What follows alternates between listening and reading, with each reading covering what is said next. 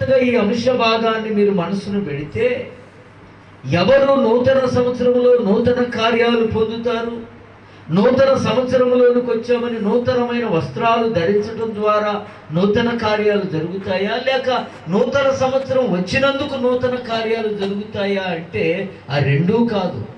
మరి ఎట్లా నూతన కార్యం జరిగేదనంటే, ఎవడైనా క్రీస్తునందు ఉన్న ఎడల వాడు నూతన సృష్టి, పాతవి గతిస్తాయి, సమస్తం ఏమవుతాయి?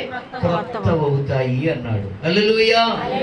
ఎవడైనను అని ఎందుకు ఆ పదాన్ని పౌలు గారు రాశారు అని అంటే, మీరు బలవంతులైనా, మీరు ధనవంతులైనా, మీరు అధికారవంతులైనా, మీది ఏ కులమైనా, ఏ మతమైనా, మీరు ఏ పరిస్థితులు, ఏ పేరు ప్రఖ్యాతలు, ఏ సామర్థ్యాలు కలిగి ఉన్నా, మీరు ఎవరైనప్పటికీ కూడా మీరు క్రీస్తునందుంటే మీరు నూతన సృష్టిగా మార్చబడతారు.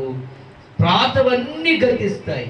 పాతవి అనేటువంటి విషయాన్ని జ్ఞాపకం చేసుకుంటే, ఆ పాత వేదన కావచ్చు, ఆ పాత నెమ్మది లేని స్థితులు కావచ్చు, ఆ పాతవి ఎవరిని నిందలు కావచ్చు, అవమానాలు కావచ్చు, ఆ పాతవి ఆర్థిక సమస్యల గుండా నలిగిపోయిన పరిస్థితులు కావచ్చు, ఆ పాతవి శారీరకమైన బలహీనతల చేత కృంగిపోయిన పరిస్థితులు కావచ్చు, ఆ పాతవి ఏది ప్రయత్నించినా అపజయాల పాలైనటువంటిది కావచ్చు, అది ఏదైనా కావచ్చు, పాతవి అనబడినవి ఏదైతే నీకు నెమ్మది లేకుండా చేశాయో అవన్నీ గతిస్తాయి అన్నాడు. హల్లెలూయా.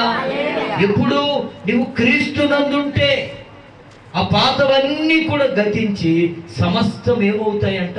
క్రొత్తవి అవుతాయి అన్నాడు. ఈ మాటను మన